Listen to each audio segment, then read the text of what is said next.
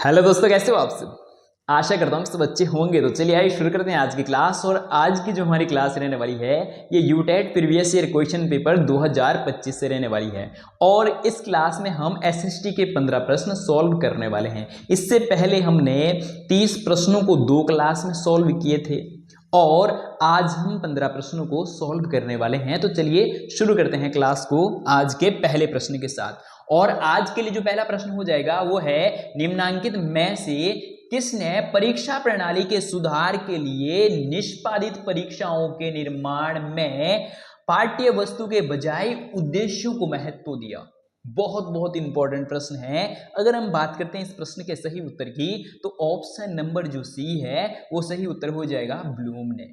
ठीक है, तो ब्लूम ने जो परीक्षा प्रणाली सुधार के लिए निष्पादित परीक्षाओं के निर्माण में पाठ्य वस्तु के बजाय उद्देश्यों पर क्या दिया, महत्व दिया। ऑप्शन नंबर सी क्या हो जाएगा, ब्लूम। ठीक है, चलिए बढ़ते हैं अगले प्रश्न की ओर। और ये वाला प्रश्न परीक्षा में बहुत बार पूछा गया है। ठीक है, अब हम प्रश्न नंबर 122 को समझने वाले हैं। आइए समझते हैं। तो प्रश्न नंबर 122 है कि निम्नलिखित में से कौन जनसंख्या आंकड़ा डेटा का सबसे व्यापक स्रोत है। कि हमें क्या करना है, जो जनसंख्या आंकड़े हैं उसके लिए सबसे व्यापक स्रोत निम्न में से कौन सा है। हमें दिया गया है कि राष्ट्रीय नमूना सर्वेक्षण और जनगणना और जनसांख्यिकी स्वास्थ्य सर्वेक्षण, और अगला है कि राष्ट्रीय परिवार स्वास्थ्य सर्वेक्षण। तो अगर हम बात करें इस प्रश्न के सही उत्तर की तो ऑप्शन नंबर जो बी है वो सही उत्तर हो जाएगा। जनगणना क्या है, जनसंख्या आंकड़ा या डेटा का क्या है, सबसे व्यापक स्रोत है। ठीक है, ऑप्शन नंबर बी क्या हो जाएगा, सही उत्तर हो जाएगा। चलिए बढ़ते हैं अगले प्रश्न की ओर। आइए समझते हैं प्रश्न नंबर 123 को। प्रश्न नंबर 123 है कि कारमांडेक खाई ट्रेच निम्नलिखित में से किस महासागर में स्थित है। ठीक है, हमें दिया गया कि अंध महासागर या अटलांटिक महासागर, और अगला है प्रशांत महासागर, हिंद महासागर और आर्कटिक महासागर। ठीक है, तो इस प्रश्न के उत्तर जानने से पहले यहां से अगला प्रश्न किस प्रकार से पूछा जा सकता है। तो प्रश्न पूछा जा सकता है कि जो महासागर है, सागरों की संख्या कितनी है। तो 5 महासागर है। 4 महासागरों के हमें नाम दिए गए हैं और 5वां जो महासागर है वो कौन सा हो जाएगा, दक्षिण महासागर। ठीक है, 5वां कौन सा हो जाएगा, दक्षिण महासागर। तो ये 5 महासागर है। अब अगला प्रश्न यहां से किस प्रकार से पूछा जा सकता है कि इनमें से सबसे बड़ा कौन सा है और सबसे छोटा कौन सा है। तो अगर हम बात करें सबसे बड़ा कौन सा हो जाएगा, तो सबसे बड़ा प्रशांत महासागर हो जाएगा। और प्रशांत महासागर के बाद दूसरे नंबर का सबसे बड़ा जो महासागर है वो कौन सा हो जाएगा, इसे अंध महासागर भी कहते हैं और अटलांटिक महासागर भी कहते हैं, और ये अंग्रेजी के एस आकार का है। ठीक है, और इसके बाद अगर हम बात करें तीसरे नंबर का जो महासागर है वो कौन सा हो जाएगा, हिंद महासागर हो जाएगा। ठीक है, और ये कैसे, त्रिभुजा आकार का है, और ये एकमात्र ऐसा महासागर है जिसका नाम किसी देश के नाम पर पड़ा है। तो वो किस देश के नाम पर, हमारे हिंदुस्तान के नाम पर इसका नाम क्या पड़ा है, हिंद महासागर। ठीक है, और इसी प्रकार से अगर हम बात करें कि जो चौथे नंबर का है, तो चौथे नंबर का सबसे बड़ा कौन सा हो जाएगा, तो दक्षिण महासागर हो जाएगा। और 5वें नंबर का सबसे छोटा महासागर कौन सा है, तो वो आर्कटिक महासागर है। तो जो हमारे एप्लीकेशन है और एप्लीकेशन पर जो साथी जुड़े हैं उन्होंने इस प्रश्न को क्या कर दिया होगा, बड़े आसानी के साथ कर दिया होगा, क्योंकि ये वाला चैप्टर हमने उसमें अच्छे से समझ भी लिया है। ठीक है, और इसी प्रकार से अगर आप भी हमारे साथ चाणक्य बैच के साथ जुड़ना चाहते हैं तो उसके लिए इस वीडियो के डिस्क्रिप्शन बॉक्स में और साथ में कमेंट बॉक्स में हमारे ऐप का जो लिंक है वो आपको दे दिया जाएगा। वहां से आप हमारे चाणक्य बैच के साथ जुड़ सकते हैं। अगर हम बात करें कि अगर आप 15 जून से पहले पहले उस बैच में आप चाणक्य बैच के साथ हमारे साथ जुड़ते हैं तो उसकी जो फीस है वो कितनी रहने वाली है, तो 499 रहने वाली है। और अगर आप उसके बाद इस बैच के साथ जुड़ते हैं तो उसकी फीस कितनी हो जाएगी, तो वो कितनी, 799। ठीक है, तो अगर आप जुड़ना चाहते हैं तो जुड़ सकते हैं। ठीक है, और वहां पर धूमधाम से तैयारी चल रही है। अब हम अगर बात करें हम कि इस प्रश्न के सही उत्तर की कि जो कारमांडेक खाई है वो निम्न में से किस में है, कौन से महासागर में, ठीक है। तो इस प्रश्न का सही उत्तर क्या हो जाएगा, प्रशांत महासागर। अब अगर हम बात करें कि प्रशांत महासागर से अगले किस प्रकार से प्रश्न पूछे जा सकते हैं, तो प्रशांत महासागर में ही ये एक तो सबसे बड़ा महासागर है और ये सबसे गहरा महासागर भी है, मेरियान गर्त। मेरियान गर्त, ठीक है। मेरियान गर्त क्या है, विश्व की सबसे गहरी गर्त भी कह सकते हैं या सबसे गहरी खाई भी कह सकते हैं, ठीक है। अगर हम बात करें उसकी गहराई कितनी है तो 11,022 मीटर है, ठीक है। ये भी पेपर में बहुत बार प्रश्न पूछा गया कि सबसे गहरी खाई कौन सी है या गर्त कौन सी है और कौन से महासागर में है, तो प्रशांत महासागर में है। और मेरियान गर्त की जो गहराई है वो कितना हो जाएगा, 11,022 मीटर हो जाएगा, ठीक है। चलिए बढ़ते हैं आगे की ओर। फिर एक प्रश्न यहां से इस प्रकार से पूछा जाता है कि जो आर्कटिक और ये प्रशांत महासागर है ये दोनों एक जलसंधि के द्वारा जुड़े हैं। अगर हम बात करें कि कौन से जलसंधि के द्वारा जुड़े हैं, बहुत बार पेपरों में प्रश्न पूछा गया है, तो ये दोनों बेरिंग जलसंधि, बेरिंग जलसंधि, ठीक है। ये दोनों किससे जुड़े हैं, बेरिंग जलसंधि के द्वारा जुड़े हैं। और ये जो हम पेपर कर रहे हैं तो ये 2025 का एसएसटी का प्रीवियस ईयर क्वेश्चन पेपर है, ठीक है। चलिए बढ़ते हैं आगे की ओर। और यहां से आपको अलग अलग प्रकार से प्रश्न पूछे जा सकते हैं। और एक प्रश्न यहां से आपको आर्कटिक महासागर से इस प्रकार से पूछा जा सकता है कि सबसे छोटा महासागर कौन सा है, तो आर्कटिक हो जाएगा, ठीक है। चलिए बढ़ते हैं आगे की ओर। अब हम प्रश्न नंबर 124 को समझने वाले हैं, आइए समझते हैं। सूची फर्स्ट और सूची सेकंड का क्या करना है, मिलान करते हुए अपने उत्तर नीचे दिए गए कूटों से छांटिए। हमें क्या करना है, सूची ए का सूची बी के साथ क्या करना है, मिलान करना है, ठीक है। तो सबसे पहले अगर हम बात करें पंवार, तो इसका क्या हो जाएगा, मालवा हो जाएगा, ठीक है। और इसी प्रकार से अगर हम बात करें गायकवाड़, तो इसका क्या हो जाएगा, इसका ऑप्शन नंबर जो 4 है कन्नौज हो जाएगा। इसी प्रकार से अगर हम बात करें चौहान, तो इसका क्या हो जाएगा, अजमेर हो जाएगा, ठीक है। और इसी प्रकार से अगर हम बात करें अब कौन सा बचा, चालुक्य, तो इसका क्या हो जाएगा, गुजरात। और ऐसा ऑप्शन हमारे पास कौन सा है, तो ऑप्शन नंबर जो डी है ये इस प्रश्न का क्या हो जाएगा, सही उत्तर हो जाएगा, ठीक है। चलिए बढ़ते हैं अगले प्रश्न की ओर। और अगला जो प्रश्न रहने वाला है प्रश्न नंबर 125, आइए समझते हैं। प्रश्न नंबर 125 है कि निम्नलिखित में से कौन सा वातावरण निवेशन प्रक्रिया से संबंधित है। बहुत महत्वपूर्ण प्रश्न है। तो हमें आर्द्र दिया गया है और मरुस्थलीय दिया गया है और परिहिमानी दिया गया है और जलीय दिया गया है। तो अगर हम बात करें इस प्रश्न के सही उत्तर की, तो ऑप्शन नंबर जो सी है वो सही उत्तर हो जाएगा। अगर हम बात करें कि हिमानी का मतलब क्या होता है, जो ग्लेशियर है और ग्लेशियर को पिघलकर जो नदियां बनती है या जो नदियां निकलती है उसे क्या कहा जाता है, हिमानी कहा जाता है। और परिहिमानी का मतलब क्या हो जाएगा, जो उसके आसपास का जो क्षेत्र है, ठीक है। चलिए बढ़ते हैं अगले प्रश्न की ओर। और इस प्रश्न का सही उत्तर ऑप्शन नंबर सी।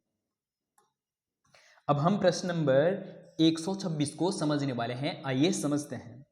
प्रश्न नंबर 126 है कि निम्नलिखित में से कौन सी रेखा भारतीय मानक समय निर्धारित करती है। बहुत बहुत महत्वपूर्ण प्रश्न है। तो हमें दिया गया है सबसे पहले कि 23.5 डिग्री उत्तरी अक्षांश और 23.5 डिग्री जो उत्तरी अक्षांश है उसे क्या कहते हैं, कर्क रेखा कहते हैं, ठीक है।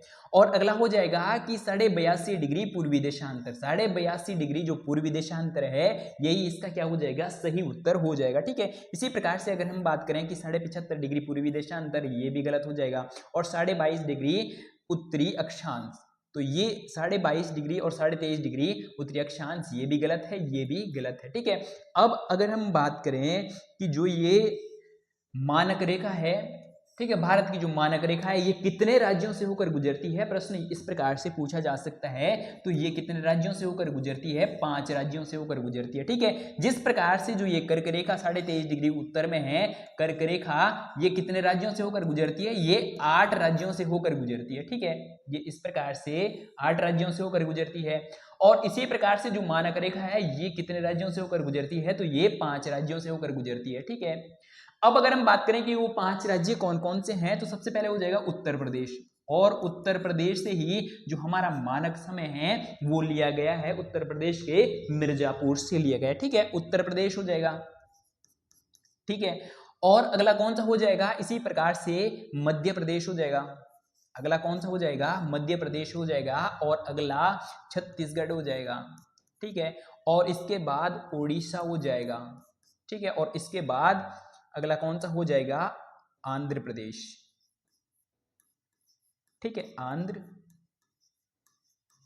प्रदेश। ये 5 क्या हो जाएंगे, ये 5 राज्य हो जाएंगे जिनसे होकर कौन सी रेखा गुजरती है, भारतीय मानक रेखा। एक उत्तर प्रदेश, मध्य प्रदेश, छत्तीसगढ़ और उड़ीसा, और अगला कौन सा हो जाएगा, आंध्र प्रदेश। ये 5 राज्य है जिनसे मानक रेखा होकर गुजरती है। ठीक है, और इससे पहले क्लासों में हमने इसके बारे में बहुत बार समझा है कि 8 वो राज्य कौन कौन से हैं जिनसे होकर क्या गुजरती है, कर्क रेखा होकर गुजरती है। इनको भी थोड़ा सा समझ ही लेते हैं। तो सबसे पहला कौन सा हो जाएगा, गुजरात। गुजरात के बाद दूसरे नंबर पर राजस्थान, राजस्थान के बाद तीसरे नंबर पर मध्य प्रदेश, मध्य प्रदेश के बाद छत्तीसगढ़ चौथे पर हो जाएगा, छत्तीसगढ़ के बाद कौन सा हो जाएगा, पश्चिम बंगाल हो जाएगा।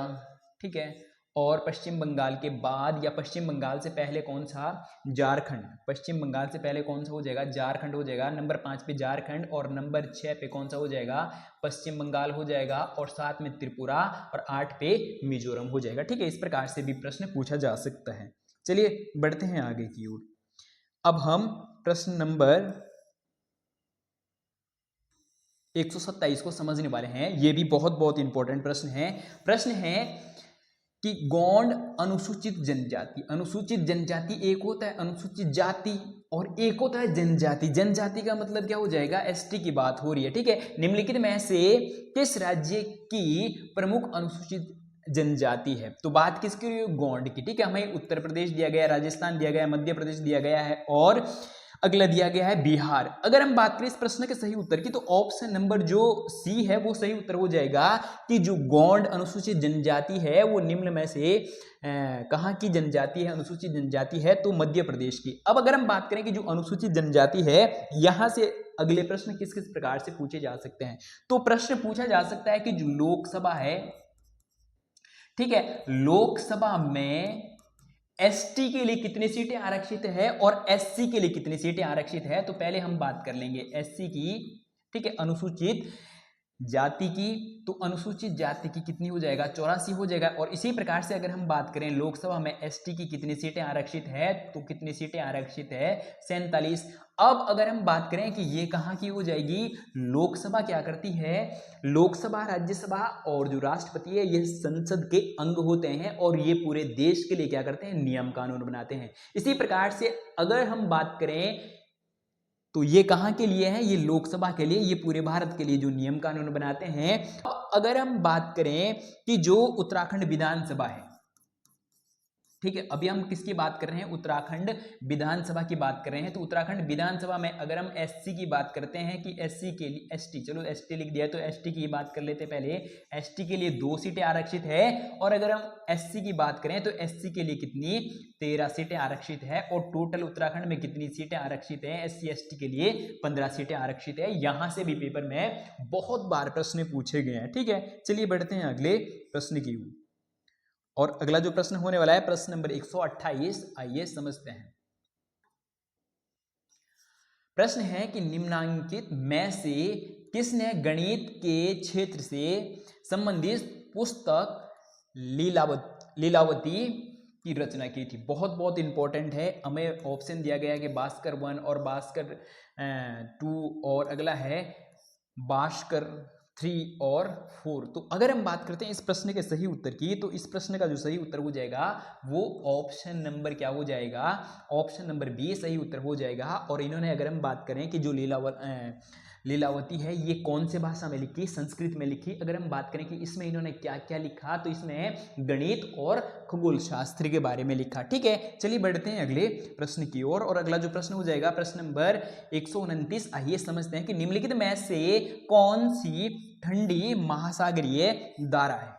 हमारे पास दिया गया है कि कन्नारी, ब्राजील और क्यूरेशियो और खाड़ी की धारा या गल्फ स्ट्रीम। तो अगर हम बात करें इस प्रश्न के सही उत्तर की, ठंडी जलधारा इनमें से कौन सी है, तो ठंडी जलधारा कौन सी है, कन्नारी है।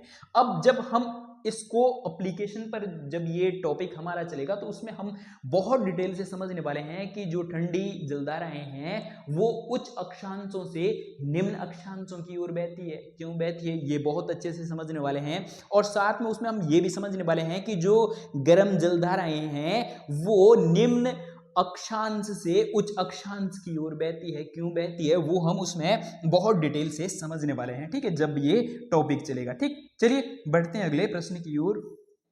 और इस प्रश्न का सही उत्तर क्या था, ऑप्शन नंबर ए था। अब हम प्रश्न नंबर 130 को समझने वाले हैं, आइए समझते हैं। प्रश्न नंबर 130 हो जाएगा कि निम्नलिखित में से कौन सा युग्म सुमेलित नहीं है। बहुत बहुत इंपॉर्टेंट है। अगर हम बात करें कि निम्न में से कौन सा युग्म सुमेलित नहीं है, तो अगर हम बात करें ये ऑप्शन नंबर फर्स्ट क्या है, भागीरथी भी सुमेलित है, और सिंधु बोकरचू ये भी सही हो जाएगा, और सतलुज भी क्या है, सही उत्तर हो जाएगा। ऑप्शन नंबर जो बी है ये क्या नहीं है, सुमेलित नहीं है। ठीक है, ऑप्शन नंबर बी क्या हो जाएगा, सही उत्तर हो जाएगा। चलिए बढ़ते हैं अगले प्रश्न की ओर। और अब हम प्रश्न नंबर 131 को समझने वाले हैं। आइए समझते हैं कि उत्तराखंड में निम्नलिखित में से कौन सी 6 भ्रंश रेखा लघु हिमालय एवं महान हिमालय के बीच सीमा बनाती है। बहुत बहुत इंपॉर्टेंट है।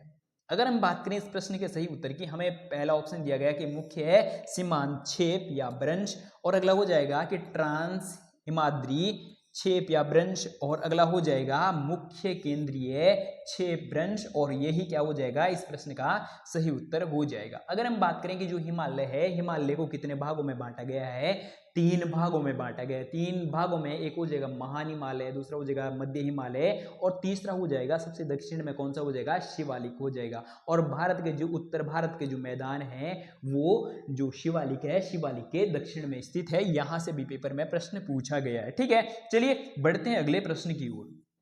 अब हम प्रश्न नंबर 132 को समझने वाले हैं, आइए समझते हैं।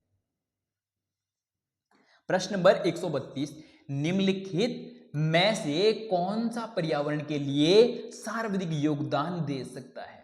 देखिए किस किस प्रकार से एसएसटी में प्रश्न पूछे जा रहे हैं। ठीक है, इंजीनियर और पादप विज्ञानी और डॉक्टर और कंप्यूटर विशेषज्ञ। तो अगर हम बात करें, बात किसकी हो रही है, पर्यावरण की हो रही है, तो पर्यावरण के लिए सबसे ज्यादा योगदान कौन दे सकता है, तो पादप विज्ञानी दे सकता है। ठीक है, ऑप्शन नंबर बी क्या हो जाएगा, इस प्रश्न का सही उत्तर हो जाएगा। ठीक है, चलिए बढ़ते हैं अगले प्रश्न की ओर। और अब हम प्रश्न नंबर 133 को समझने वाले हैं, आइए समझते हैं। प्रश्न नंबर 133 है कि सूची फर्स्ट और सूची सेकंड को क्या करना है, सुमेलित कीजिए, और नीचे दिए गए कूट से सही उत्तर का क्या करना है, हमें चयन करना है। ठीक है, तो सबसे पहले अगर हम बात करें कि जो कार्बेट उद्यान है, राष्ट्रीय उद्यान है, ये इसका सही मिलान क्या हो जाएगा, ऑप्शन नंबर जो 3 है वो सही उत्तर हो जाएगा, 1936। और इसी प्रकार से अगर हम बात करें गंगोत्री का जो सही मिलान हो जाएगा वो क्या हो जाएगा, ऑप्शन नंबर जो 4 है वो सही उत्तर हो जाएगा, 1989। और इसी प्रकार से अगर हम बात करें कि जो नंदा गौरा देवी है, नंदा गौरा देवी का सही मिलान क्या हो जाएगा, ऑप्शन नंबर जो 2 है वो सही उत्तर हो जाएगा, 1982। और इसी क्रम में अगर हम बात करें कि जो ऑप्शन नंबर डी है, गोविंद राष्ट्रीय उद्यान, और ये कहाँ पड़ता है, तो ये उत्तरकाशी में पड़ता है। और अगर इसका सही उत्तर की बात करते हैं हम, इसकी स्थापना कब हुई, तो 1990 में हुई। अब अगर हम बात करें कि जो गंगोत्री है ये कहाँ है, तो ये उत्तरकाशी में है। और इसी प्रकार से नंदा देवी कहाँ है, तो ये चमोली में है। और अगर हम बात करें इसकी, तो ये कहाँ है, तो ये कहाँ है, उत्तरकाशी में है। ठीक इसी प्रकार से अगर हम बात करें जो कार्बेट राष्ट्रीय उद्यान है वो कहाँ है, तो इसके लिए आप कमेंट में कमेंट करके बताएंगे कि ये कार्बेट राष्ट्रीय उद्यान कहाँ पर है, किन 2 जिलों में है। ठीक है, आप कमेंट करके बताएंगे, ये आपके लिए क्या है, होमवर्क के रूप में छोड़ दिया। 2 जिले हैं तो आपको बताना है वो 2 जिले या 2 जनपद कौन कौन से हैं। ठीक है, चलिए बढ़ते हैं अगले प्रश्न की ओर, और ये आज के लिए सेकंड लास्ट प्रश्न रहने वाला है। तो साथियों, अगर आपने अभी तक हमारे सारथी कोचिंग सेंटर चैनल को सब्सक्राइब नहीं किया है तो जरूर सब्सक्राइब करें, और साथ में अगर इस वीडियो को लाइक नहीं किया है तो जरूर से लाइक भी करें, ठीक है। और साथ में अगर आप हमारे चाणक्य बैच के साथ जुड़ना चाहते हैं तो उसके लिए इस वीडियो के डिस्क्रिप्शन बॉक्स और कमेंट बॉक्स में ऐप का लिंक हम लगा देंगे।